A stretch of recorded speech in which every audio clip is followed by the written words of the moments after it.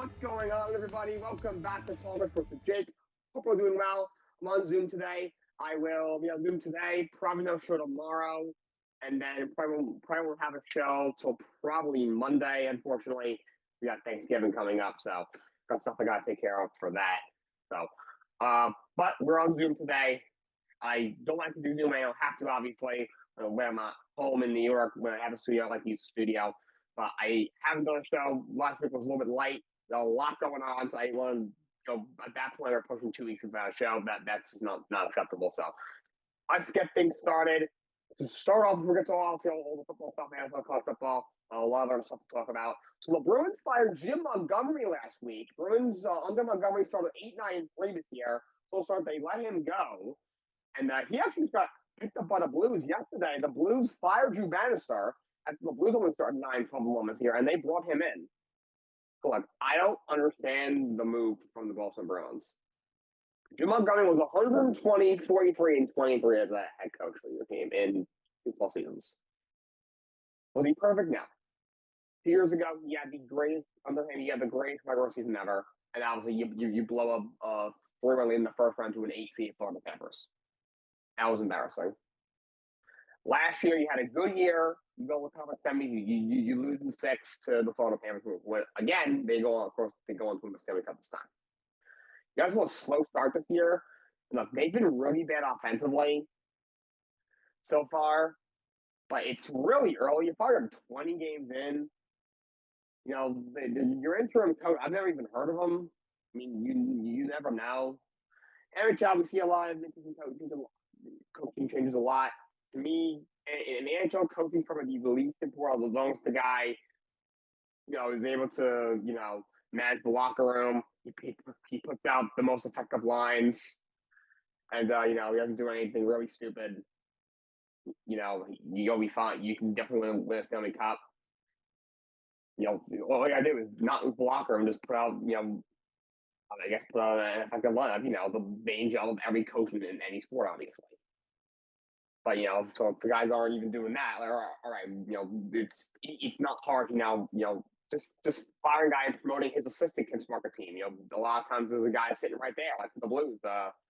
Montgomery sitting right there. I mean, Gerard Gallant's sitting right there. He's the guy who's not the best coach in the world. He's I would say a middle of the road coach in this league, but he's been around for a while. He was in Vegas. He's also most with the Rangers. He was in Florida earlier in his career. He's one coach. He's been the one coach of the year in the past. But so I was a weird move for the Baltimore. I thought it was a little bit too early. Yes, this team is very is this you count to be 8-9-3? Yes, it is. They are really struggling offensively. Obviously, you make the move to go and get Elias Lindholm in the off season to help your offensive lineup.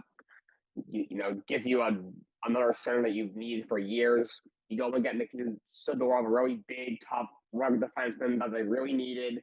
Cool, you get the contract done with Jeremy Swayman to keep him at Boston Bruins for the next 8 years. He's also one of those goalies in the National Hockey League. But God, that offense has been bad. But I don't really understand how that fixes anything right now for the Boston Bruins. Maybe they'll spark them eventually. Maybe they'll eventually turn this thing around. Obviously, there's still a lot of time left in the season. If I had to guess, the Boston Bruins will be at least a little bit better, and it will certainly be a playoff team. But right now, they're not going great. The guy I really feel bad for, though, was Drew Bannister. He took over for Craig Berube last year. Blues were struggling. Like 13-14 or 13-14-1 or something like that. He took over, and he did a good job. He went 13-9-5 last year, and the Blues were, when he took the job, were way out of the race, and they almost made a push. They almost got into the playoffs last year. The last couple of weeks, if they had played just a tiny bit better, they may have gotten in. And then they're also a little bit slow this year, 9-12-1, but that's a team that's, you pay Jordan Banger all that money. That hasn't really worked out. You've got kind of an aging team. You have some good young pieces there, like Robert Thomas, Jordan Kyrou, but so, I understand why the Blues did. I'm not blaming them at all. Jim Montgomery is a good coach, and he's, I would say, enough to Drew Bannister, but, the guy was only there for 9-12-1, that's 22 games. So he was there for just about a season. He was the coach for 54 games last year. think he was the coach for the Blues played 22 games under him this year. That's 76 games total. It's not even a full season. And he was all right. If you include the 5 overtime losses, all right, what's technically 30 and 24. Right, 6 games over 500. I mean, that's not amazing, but he got thrown in there midway through the season last year. He, took a team that was way out of it, almost to the playoffs last year, and they're not doing great this year. But again, it's still very early. Still like 22 games into the season, so 60 games left. I mean, it is for everybody to lose my time for that person master because he probably didn't deserve to get fired, at least not yet. But Jim Montgomery, the one that coaches the Boston Bruins, he is now the coach of the St. Louis Blues. Drew Bouncer's out of a job in St. Louis. Alex Ovechkin, unfortunately, broke fractured his stabilized in the 4-6 weeks. Very tough loss for the Capitals. Obviously, he's their star player. Obviously, he already had 15 goals this year. A goal on 25 points. He's also only 27 goals away from Wayne Gretzky, passing Wayne Gretzky to be the all-time goal scorer in the history of the NHL. So, if he has not gotten hurt, I think he would have definitely gotten it this year, for sure. If not, it would have taken him a week or two next year. Now that he's going to miss at least a month, he might need. He'll still get it at least by easily before the All-Star next year, I would think. But also going in on this year, that's obviously a big loss for the Washington Capitals. A couple of other things that dropped this past week. Around the Horn is ending in 2025. The summer of 2025, the show is going to end. It's been on the air for just over 20 years. Starting with Max Conrad as the host, and eventually Tony Reali took over. Obviously, it comes on right before PTI on ESPN every weekday. It's gotten a little bit stale over the years. I think, obviously you have some like your classic guys that, classic debaters, your Woody Pages, guys like that. A lot of those guys don't come on anymore, so they kind of have a lot of other different people come on who aren't as energetic. Like Al Duncan comes on anymore. She's a sports center anchor. She's just kind of okay. I don't know his name, but he's the young kid that comes on. He's kind of just okay. Like Woody Page doesn't come on anymore. It's a shame. It really is a shame. But the show is ending in summer of 2025. I'm not sure what's going to replace. Not sure what's going to happen. I wonder if Tony Reality will get picked up somewhere because he's also been the host of that show for almost 20 years, and I'm the show's ending. But that show is ending in the summer of 2025. And also, congratulations to Gino Auriemma, legendary UConn women's basketball coach. He passed Tara Vanderveer for the most wins by a Division I basketball coach, men's and women's, ever. A few days ago, he picked up his 1,217th career win. That makes him the winningest coach in the history of Division I basketball. Congratulations to Gino Auriemma. He's an absolute legend. All right, so MLB Awards were dropped this past week. The MVPs, Shohei Ohtani wins it in the National League. Not much of a surprise there. He had an absolutely incredible year, as he always does. Hit 310 with 54 home runs, 130 RBIs, and stole 59 bases. He had the first 50-50 season in MLB history. Also won a 390 on base, 646 slugging, and 1033 OPS. Of course, he did struggle in the World Series playing through that injury. Didn't have too many big playoff ones besides the one home run in Game 1 against San Diego. But the guy had an absolutely amazing year. Of course, was a big reason why they won the World Series. He is National League MVP. He's the first guy to win MVP back-to-back years in both leagues. I think that's his third of his career, and one of only a few guys to win it in both leagues.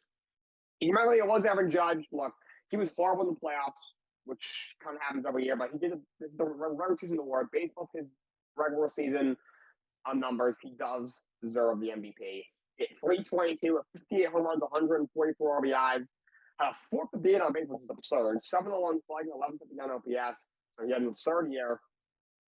Look, I think MVPs in all sports should include the postseason. I don't know why they don't. If not, you could probably argue that one. So should have won it for sure. National League, maybe I think I'll would have still won it. You could maybe make an argument. I mean, maybe Lindor gets a couple more votes, but on time will still beat him out. Freddie Freeman probably would have been the finalist too, considering he had such in the playoffs. But Aaron Judge wins his second MVP. Numbers were that far off to when he broke the record for home runs 2 years ago. That year he had 62 bombs and 131 RBIs, and 58 and 144. He actually had 13 more RBIs this year. So I've never seen a guy this dumb in the regular season be that bad in the playoffs. Like we've seen guys throughout their career who were like elite level players, MVP caliber players, even Hall of Fame, even guys who were going to be going to the Hall of Fame, who were in the Hall of Fame in the regular season and struggle in the postseason. I've never seen a guy literally be the best in the regular season and be arguably the worst in the postseason. Like that far apart. That's pretty. I don't know if I've ever seen it before, but Judge wins his second career American League MVP.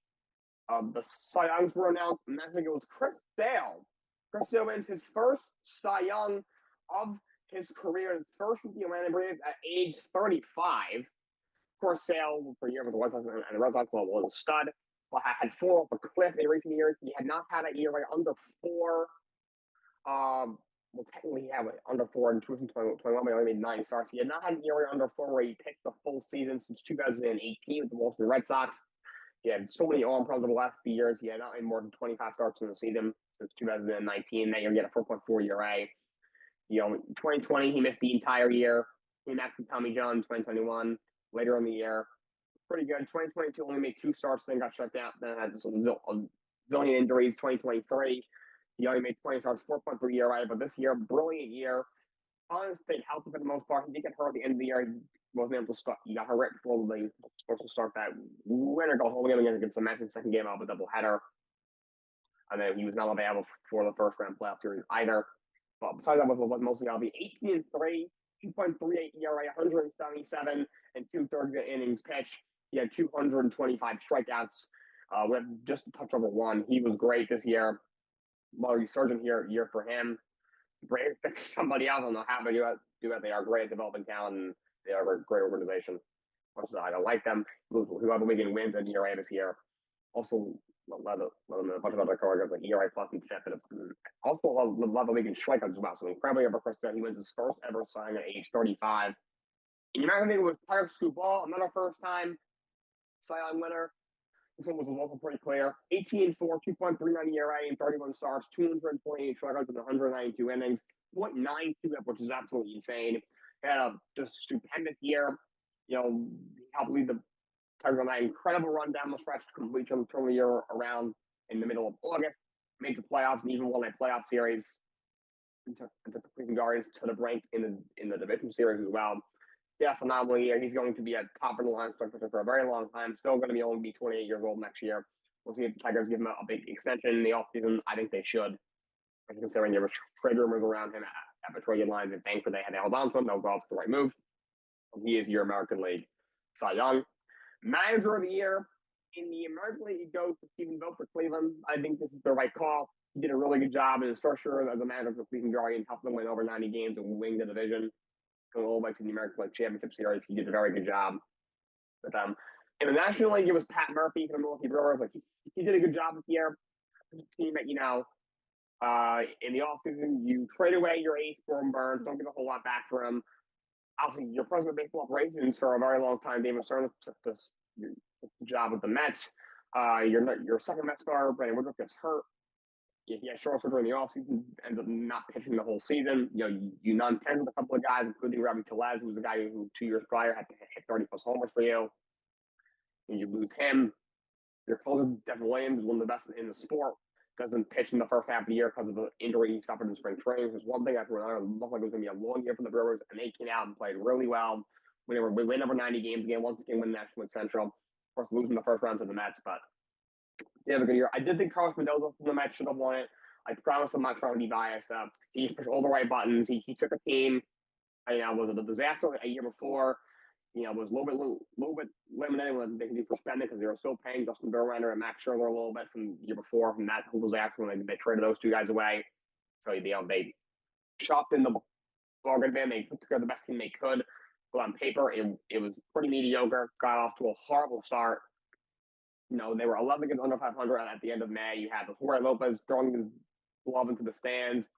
And the press conference, it looked like he said, I'm on the worst team in the MLB when he really didn't say that because of his accent. He kind of couldn't understand what he was saying. They probably should have had a translator.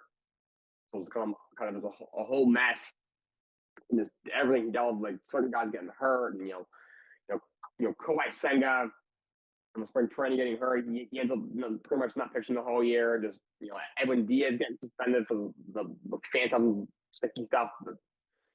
For 10 games, just with all this, and still got the team to the playoffs. Just how many big moments they had down the stretch from Lindor playing through an injury, hitting the go-ahead home run in the ninth inning against the Braves, and Pete Alonso, who hadn't done hit a lick in 2 weeks, hitting the go-ahead home run in the ninth inning when they were down 2-0 game 3 against Milwaukee, and then Lindor hitting the home run against the Phillies in game 4, which ended up being the Siding Mark Simpson and LCS. Just he managed the bullpen really well. He pushed all the right buttons. I thought it should have been him. Since it was his first year as a manager, there was Pat Murphy as well. But I understand why I went to Pat Murphy. I would probably vote for Mendoza, but Pat Murphy did a very good job, and he's your National League Manager of the Year. A couple of moves that have been made.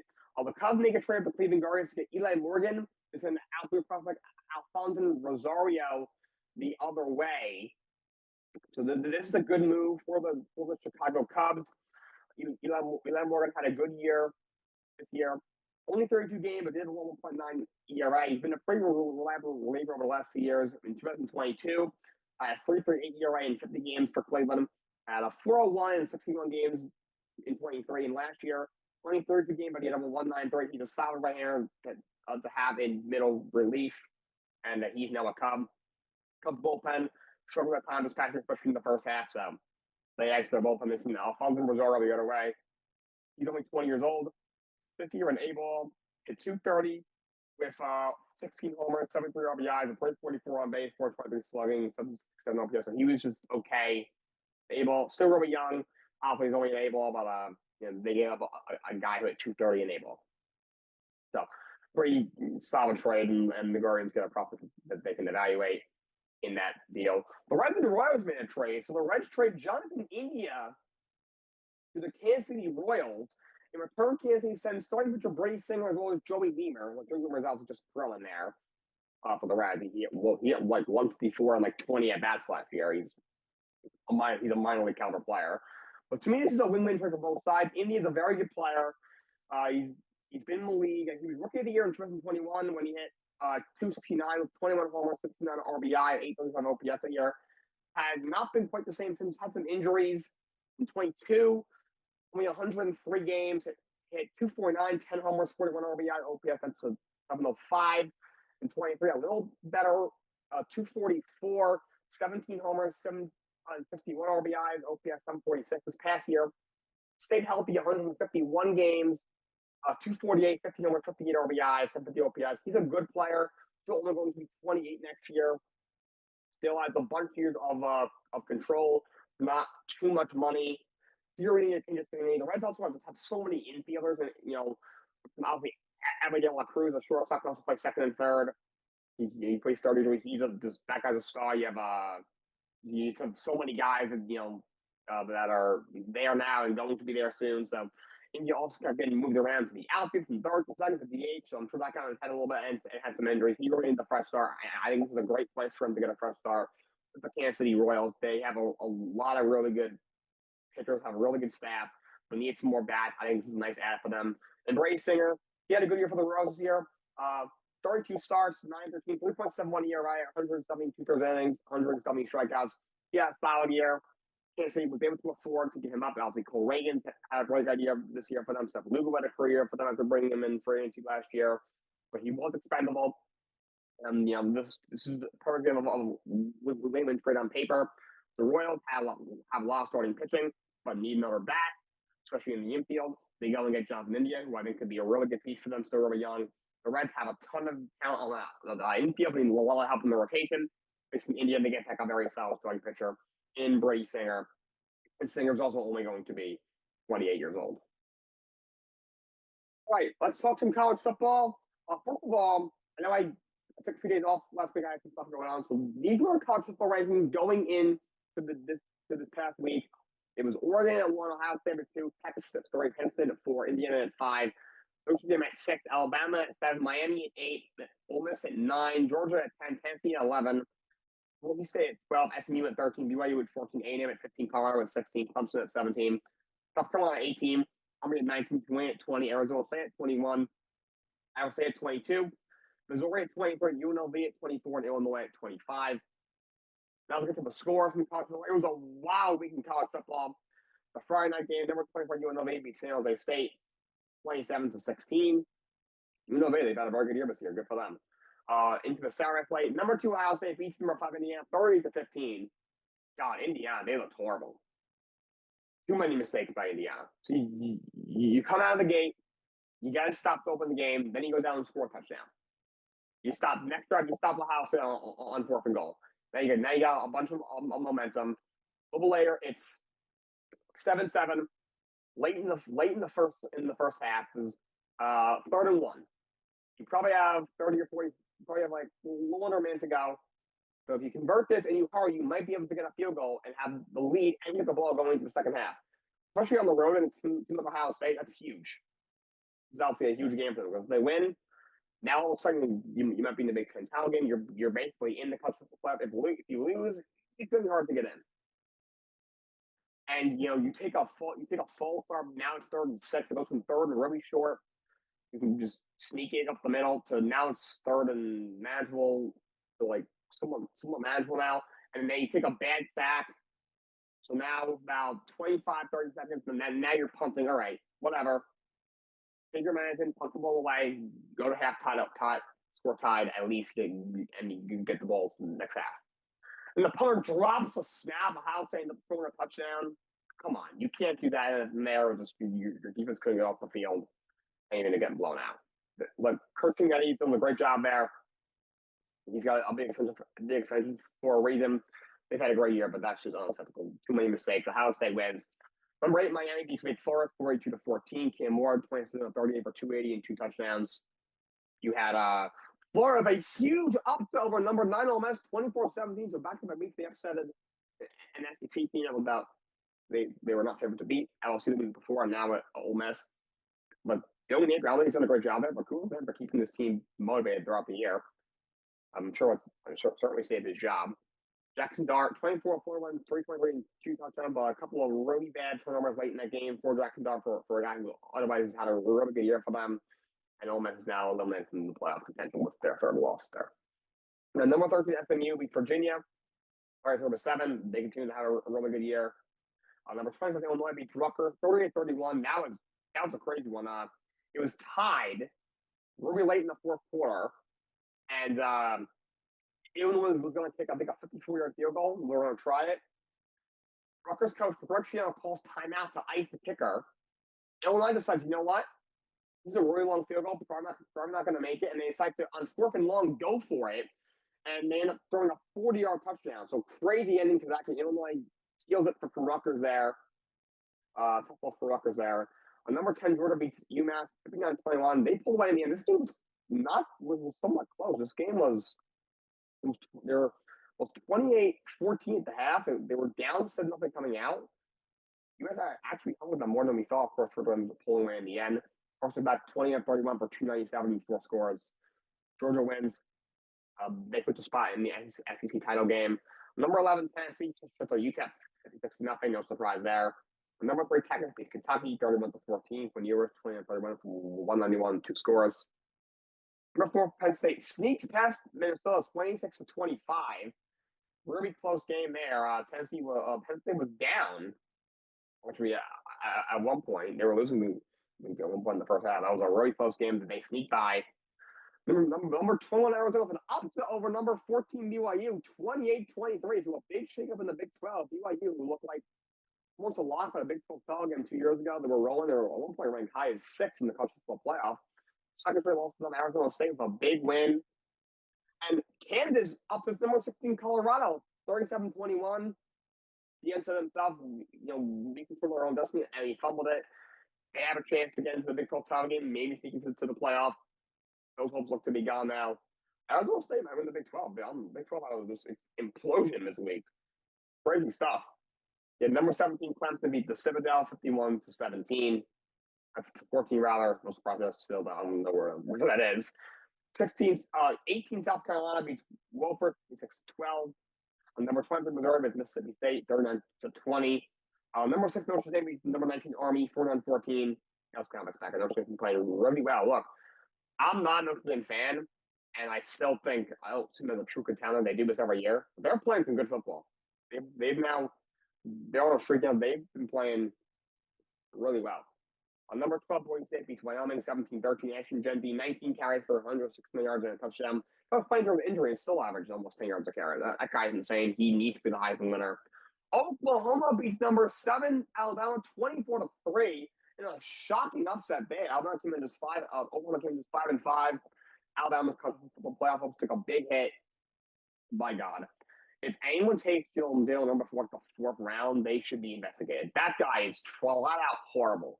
11 of 26, 164 yards and 3 picks. He was not good last year. I didn't like what I saw last year. I didn't say anything in this year. That guy is not good. Do not take that guy in the 1st round. That guy is horrible. He will not be a good NFL quarterback. I'm telling you right now. But Oklahoma, a huge upset over the Crimson Tide. And Oregon have a crazy upset over number 15 A&M, 43-41, and quadruple overtime. A&M receiver drops an open touchdown pass, which would have sent it. The conversion would have sent it to a 5th overtime. Oklahoma wins a crazy game in 4 overtimes. Number 22 Iowa State beats Utah 31-28 in a very good game as well. So, college football. Here are the AP rankings. After the 20 games, top 3 are still Oregon, Ohio State, and Texas, and Penn State is number 4. Notre Dame is now 5th. Georgia's now 6th. Tennessee is now 7th. Miami is 8th. SMU up to 9th. SMU was up there. Good for them. 10th is Indiana. They dropped to 10th. Boise State 11th. Clemson's up to 12th. Alabama Columbus to 13th. Arizona State all up to 14th. Ole Miss Columbus to 15th. South Carolina up to 16th.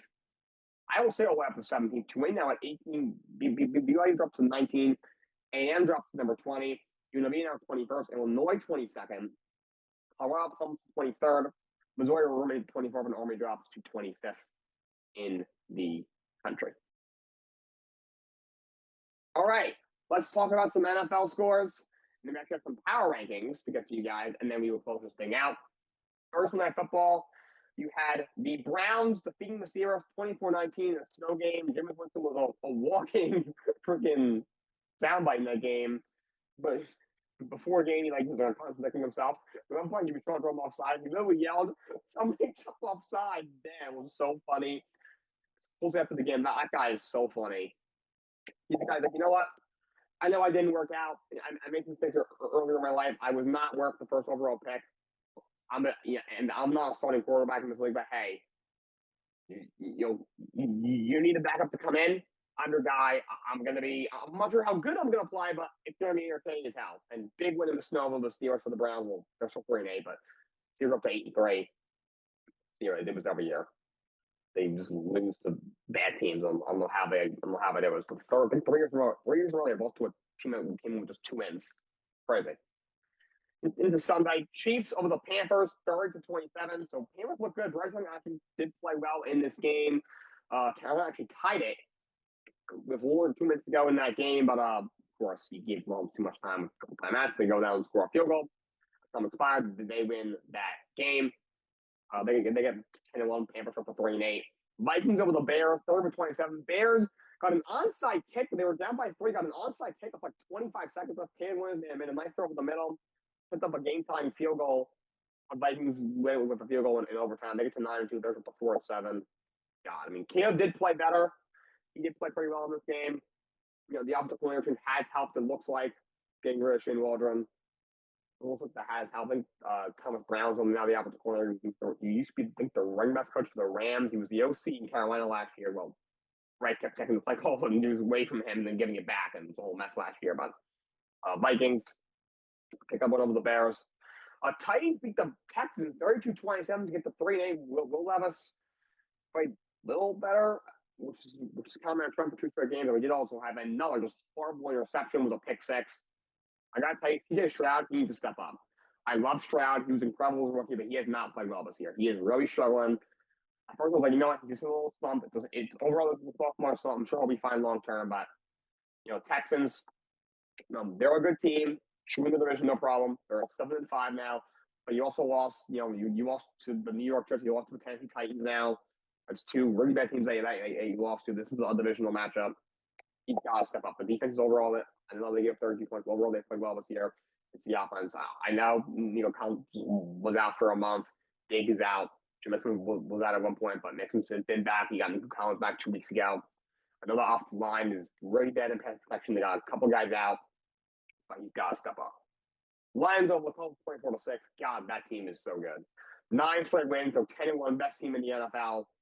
There's rolling. They ran right over the Indianapolis Colts this past week. That was a phenomenal football team. I love Dan Campbell. Colts will up to 5-7. Dolphins over the Patriots 34-15. Tua did play really well. Last couple of games, he played well. He's coming back from the injury for what it's worth. Patriots look really bad. May not his best game yet. He had one or two really nice throws. A few throws he definitely wanted back. That line just got dominated out of the line of scrimmage. It was ugly. Throughout Mayo, yikes. He might be one, but that guy is not a good head coach. It was not hired. I said at the start, I'd be very surprised we're not doing this again in 3 years. They're now 3-9. After the games, they said once the players cross the white line, there's nothing I can do for them. What are you talking about? You're the head coach. Your job is to put them in the best position while they're on the field. That is a disastrous hire. That guy is clueless, and he might get fired after the year. I would not be surprised. I don't think it'd probably be the right move. I get it. You have a quarterback too many times. Teams, you change the head coaches enough at the systems for every rookie quarterback, but at the same time,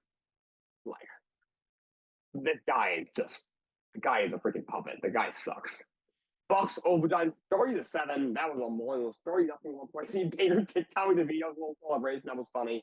But Tommy DeVito, it's over. It's over. The thing is over. It was cute last year. He grew up down the road from MetLife Stadium. It was a fun little story. The kid plays with a lot of heart. He's good, but he plays with a lot of heart. It shows the offense moves a lot better with him and Daniel Jones, as bad as the offense is. And the team, it shows you how bad Daniel Jones is. Obviously, he was cut. I'll get to that in a minute as well. But God, Joe Shane's going to get fired. And Dable, I like Dable. I think he's a good coach, great offensive mind. I like to see what he can do with a real quarterback. Let him pick his quarterback at the same time. The team put on him. It seems like there's been tension in the locker room for 2 years now. They might just need a change. I will not be surprised if he gets let go. I'm not saying, it's like one of those situations where it's like, oh, you got to get rid of him. This guy's a bum. I don't think he's a bum. To be honest, if he gets let go, I would be pretty sorry. I would not be against the Jets bringing him in as a head coach. I certainly be up there for what they've had for a while now. But just that team, I just need a new voice overall. He's completely lost that locker room for 2 years now. Cowboys over the Commanders 34-26. Crazy game.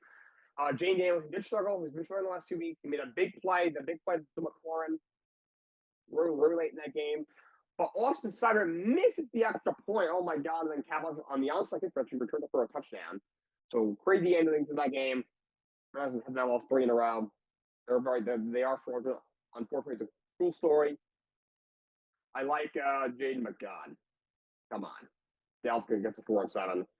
Broncos over the Raiders 29-19 to get to 7-5. They're playing well. Bo Nix once again played well. The defense stepped up once again. Another big game from Cortland Sutton. He's a very good receiver, very underrated.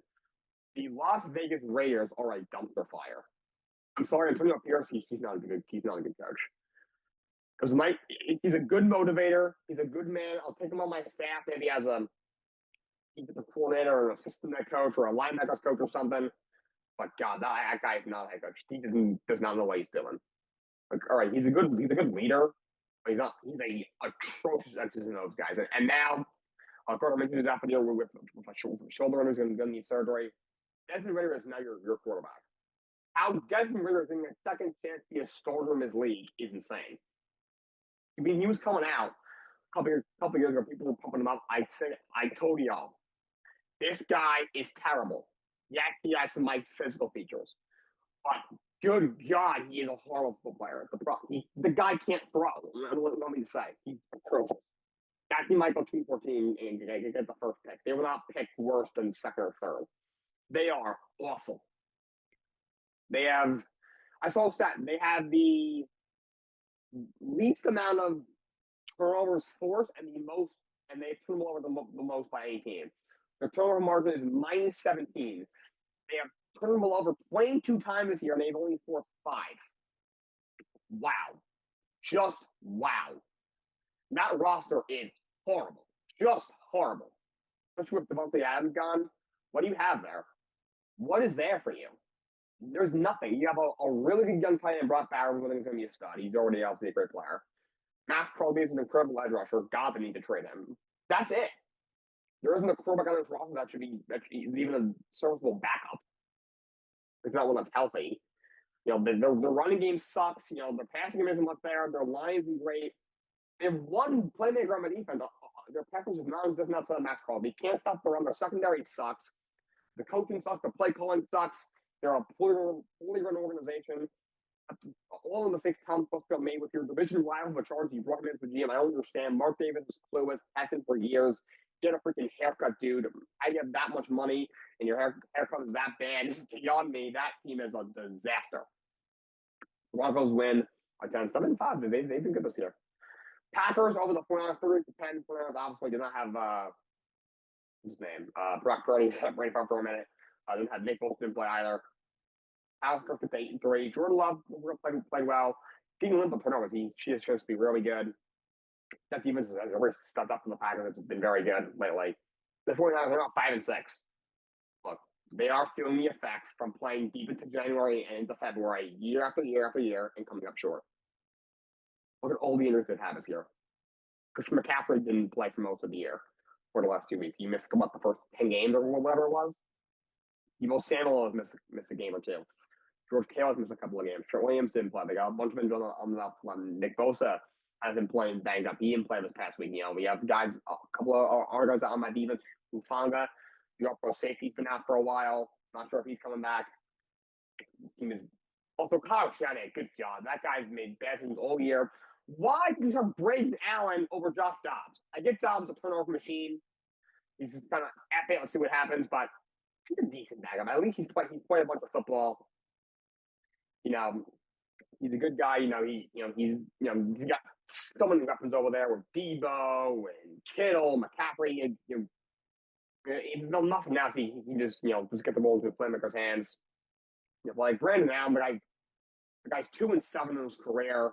The guy shouldn't be lucky to be in the league. What are you doing starting him over Josh Dobbs? The guy you brought in to be the backup, he's been there all year. I don't understand. My Brandon Allen short again. That was horrible. Like Brandon Allen's numbers didn't look atrocious, but you watched the game. He was not good. That pick he did was horrible. I don't know why he did that. Seahawks over the Cardinals 16-6. Seattle has been playing better. They started off 3 now, then they just completely fell apart. They've won 2 of their last 3, and they're 6-5, technically in first place in that division. Low scoring game, Arizona obviously did not show up. They're also 6-5. I can't believe Simpsons will be in last place in that division. And the Eagles over the Rams, 30. They win that game. A big win for the Philadelphia Eagles as they cruise in that game, 37-20. Now they won 7 in a row. Again, I'm not still they could be going on a huge playoff run. They have not played anybody like the best team they played with the Commanders, who were a fraud, and now the Rams, who were 5-6. But oh my God, 255 yards on the ground and 2 touchdowns. He had 2 70-yard touchdowns and 302 total yards in that game. Wow, just wow. He might be. I'll talk about him for MVP. The MVP came in, Josh Allen, Lamar Jackson, or Saquon Barkley. It's not otherwise. No one else is in the conversation. Wow, just wow. The guy is incredible. From the Giants, love that guy out of the building. Rams dropped to 5-6. That defense is really bad. The Ravens charged tonight on Monday Night Football. Now let's go to my power rankings. I'm going to go from 32-1. Jaguars are at 32nd. They have the worst team in the league. And back and forth, we're going to put the Raiders there, but the Jaguars. I don't know how Trent Baalke got a second chance to be a GM. He's terrible. Pearson isn't a great coach. That guy just knows what he's doing. That roster is really bad. Trevor Lawrence was probably out for the year. They pay him $207 million. Outside of that, you have a really good young receiver in Brian Thomas. Ingram's a pretty good tight end. Josh Hines, a really good edge rusher. Other than that, the roster is just horrible. They just suck. Such a bad organization. Good God. The Raiders at 31 just went through how much of a dumpster they are. They have the quarterback play is horrible. The only that roster, might be the worst roster in the league, honestly. It's somehow was worse than the Jaguars. At 38, the Giants, that team, yikes. Tommy DeVito, it's over. That offensive arm. I like Tracy, the running back they have. Got him in the 5th round. Malik Neighbors is a talented young receiver. He's going to be a stud, but that receiving core is horrible. The offensive line is horrible, especially without Andrew Thomas. I like that defense. Lawrence is a stud, but also can he stop, saying, trying to defend the team, why the fans are booing him, and he's supposed to be a leader. He's really not stepping up as a leader. He's a phenomenal player. He might be the best defensive tackle in all of football. He's a superstar player, but he's kind of annoying in the press conferences. Like Kayvon Thibodeau, he's been okay. His rookie year, he struggled. Last year was great. This year, he hasn't been great. He's been inconsistent. And Brian Burke has not been good. $30 million a year for that guy, and he gave a second-round pick for him? Yikes. That's just double yikes. The rest of the defense is just kind of okay. Joe Shea, good God, he's got to go. He's got to go. And Dable, and I like Dable, but he's lost the locker room. He obviously beefed with Don Martindale last year, the defensive coordinator. He hasn't handled some things right. He might get fired as well. At 29, the Jets. You hear me ranting about the Jets enough this year. Aaron Rodgers is not good anymore. He hasn't been atrocious, but just not good enough. The guy's washed. This much talent to be this bad. The offensive line isn't great. That defense is terrible. Can't get pressure on the quarterback outside of Quinn and Quincy. Hassan Wright's been a ghost. Will McDonald disappeared since the beginning of the year. The coach and GM are both already gone. Can't stop the run. Sol Scarborough is struggling. The secondary overall has struggled this year. It's just a lost year, obviously. 28, I got New England Patriots. Look, overall, he's flashed. He's looked like a rookie. He's done a lot of really great things. Some things that you're like, he's got to get better with that. Kind of what you expect out of a rookie. I think he will be a good quarterback. Also, that offense is really bad. The running game isn't great. The receiving core is really bad. The defense isn't very good. Drumman doesn't really know what he's doing. Then Pell hasn't been great. That wasn't a great hire. A lot of changes are going to be needed at the Patriots. So at 27 the Panthers, I moved them up a little higher than I originally thought I was going to. Bryson looked a little better since he was put back in the starting lineup. They've run them up pretty well this year. Chuba Hubbard had a great year. That's why he got a big extension. You just got Jonathan Brooks back. The receiving core out there has been great. Thielen you just got back. He's been out for a while. Deontay Johnson, you traded away. He's able to get. He's not been great. That was a reach at the end of the first round anyway. Jimmy Coker, who's actually flashing, he didn't play this week. The offensive line has actually been okay. It's been a little better, but that defense is horrible. Obviously, like Brown, your tackle being out for the year, he's a great player. That hasn't helped, but other than that, there's really you're not getting any pressure on the quarterback. Your run defense is god awful. Secondary isn't much better. Horn's a pretty good corner, but not great. He's always hurt. Russell secondary is really bad. I'm not going to blame coaching Canales. He's dreadful. But good God, they need help, especially on defense. 26 is the Cleveland Browns. They won this week on Thursday Night Football. Obviously, the whole thing with the quarterbacks. I hope they don't fire Stefanski. I don't personally think this is on him. They got a bunch of injuries on the offensive line. The Sean Watson thing. This is all of a GM. The defense, I think, is very good. He also traded away Darius Smith. Myles Garrett is insanely good. To me, the best defensive player in football, but God. Cleveland Browns. Just what they did to the fan base is absurd. 25 out of Dallas Cowboys. Cooper Rush has been really bad. They can't run the ball. They can't stop anybody. The defense is really bad. Lamb's their only weapon. Also, Dak is out. Mike McCarthy is the biggest thing duck in the NFL history. Good God. You can tell he just doesn't care anymore. He hasn't cared in a week. Army can't blame him. 24 was the Tennessee Titans. We'll have last couple of games have done a few good things. Overall, the guys are really bad. Tony Pollard looked good. The defense overall has played well this year. Though they've been struggling recently. Tennessee, they're not very good. 23rd is the Chicago Bears, and good God, Eberflus. Get him out. Why is he still there? That guy is dreadful. And Caleb, I'm not high on him. Overall, he has struggled this year as a rookie, though he's looked better in the last couple of weeks since they made the coordinator change. But God, just, they have so many weapons, and that defense is really good, too. They got them fixed out over there. Trying to do the Saints, they were on bye this week, won the previous two. They're firing Dennis Allen. He's been through the Saints. Old, expensive, because they're such a bad division, they win too many games, so they can get a top pick. And Derek Carr is just as mediocre as it gets. He's overpaid. That team is ancient. The receiving core is depleted. The defense isn't any good. They already fired the coach. GM McGloomer should be next.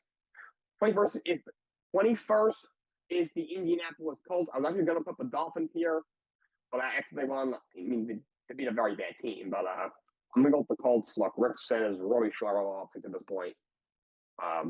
We're vision kind of found him that he's still young, but he does not look good. That defense is also really bad. Not sure what I think of Shane Steichen. At 20, I have the Miami Dolphins. They've been playing better. Cuba's has played well the last few weeks. They've been playing better. They may have saved my Daniel show. I'm not sure. If they don't get in, he'll probably get fired, though. He should. He's not a good head coach. But, obviously, this still team at 5-6 is still not good enough for how much talent's on that team.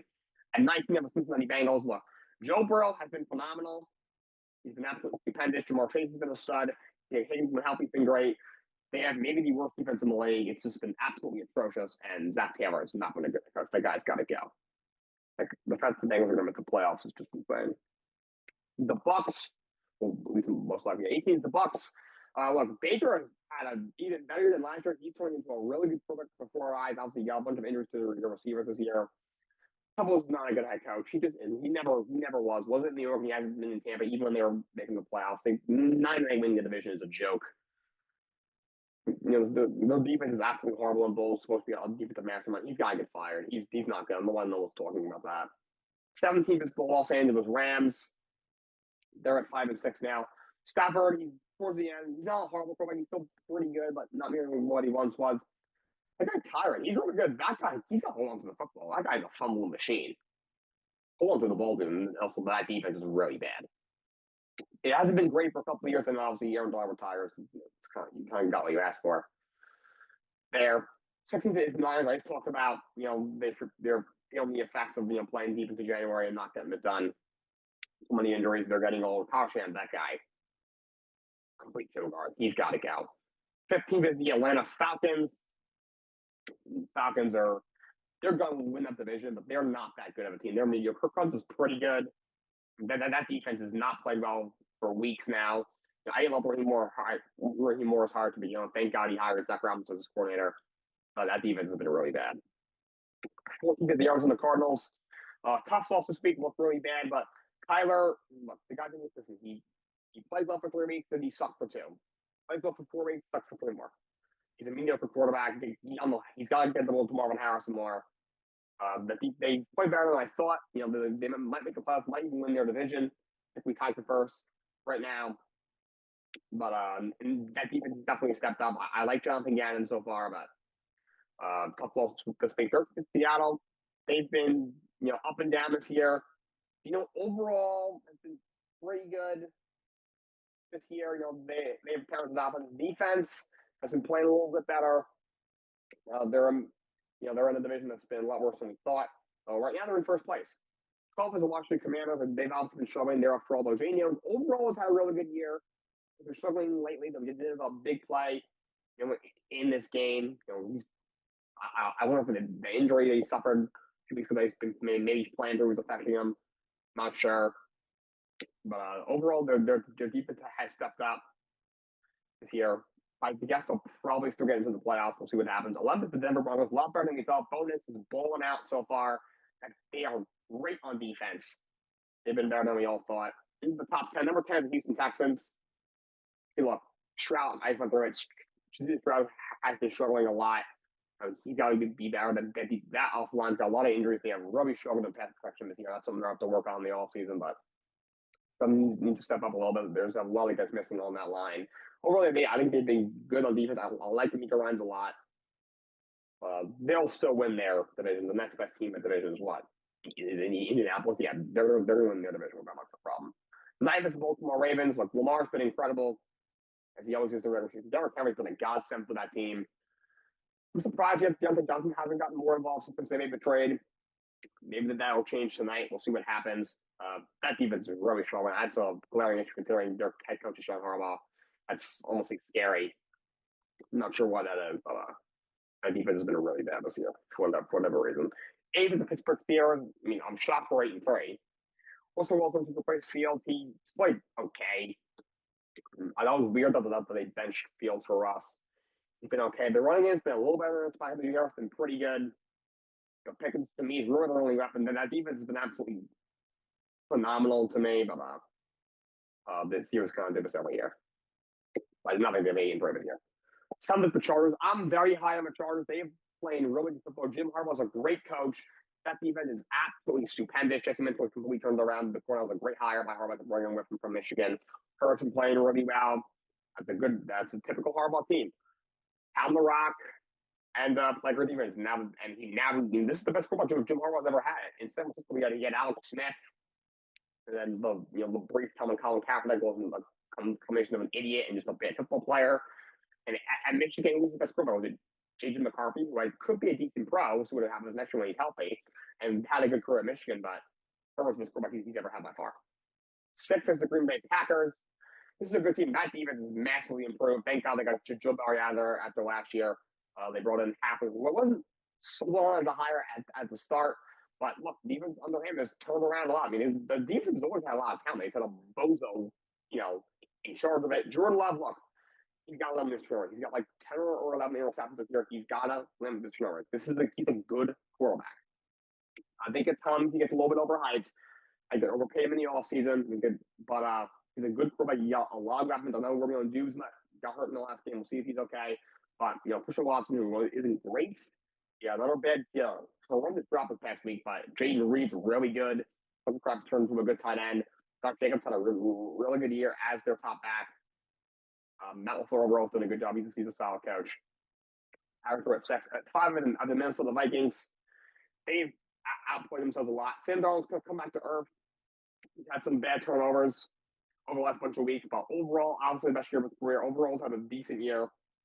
The offense was very talented, and that defense has played out of its mind this year, way better than I thought. Brian Flores done a great job with that defense. He might get another shot to be a head coach. That's a very good team. At 4, the Vikings goes with 9. The Eagles at 9 too. They've won 7 in a row. They've had a somewhat easy schedule, and they've put a lot of bad teams. Giants, the Cowboys, the Browns.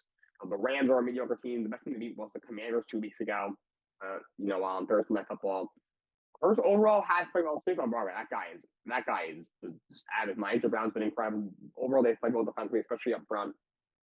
In the secondary, Sly Eyes have been great, but Cooper Jeans played really well. Also, Reed Langton, he was an NWA corner. He's really stepped up as well. Braves the Chiefs, they're at 10-1. Look, they obviously they've kind of snuck by a lot of these games. The game against Denver, you win on a blocked field goal. You may have gotten forfeit in the Atlanta game, and they didn't throw a penalty in the end zone at the end of that game. Atlanta against Tampa, that's another game that was close. That you kind of skated by in that game. But obviously you just get by. Carolina really brought to you this past week. But Mahomes, other than his back game, but still been very good. He's obviously been clutch when it's mattered. Kareem Hunt, kudos to Kareem Hunt. He's already stepped up for injured Isaiah Pacheco. They brought him back. Obviously, he started with them as a stud, and obviously he had the open field stuff, so they let him go. He's kind of, he was with Cleveland for a while. They brought him back. He's actually played very well, so kudos to him. DeAndre Hopkins was a great pickup. Defensively, they've been very good this year once again. Defense stepped up. Magnola, again, helping Andy Reid and the whole staff. They're 10-1. 2 is the Bills. I put them ahead of Chiefs because they did beat them. But Josh Allen has put out his mind this year. He might be the MVP of the league. James Cook has been great. A lot of the receivers have stepped up. Shakir, Coleman, Mark Cooper was a big pickup. The defense has played well overall lately. And number 1 is the Detroit Lions. There's no discussion there. Goff overall has played well.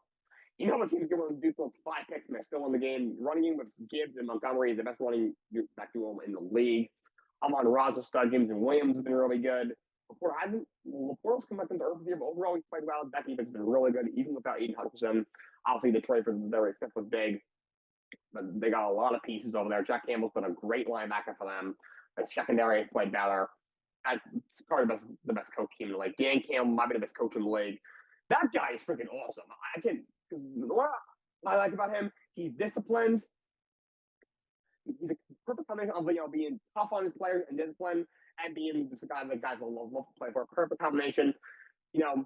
Like you said, a lot of these guys, like these coaches are so strict. Like, again, it's the NFL. You obviously got to be tough on these guys. The guys are making millions of dollars. They can not be taking it. You can't get out of the freaking league. But when you win a game and it seems like you lost the way that you get criticized, it can be tough. But like after this last game against the Colts, he said, a couple of things to clean up. And then he went, we got the dub, man. We went to his whole thing, game balls. That stuff is awesome.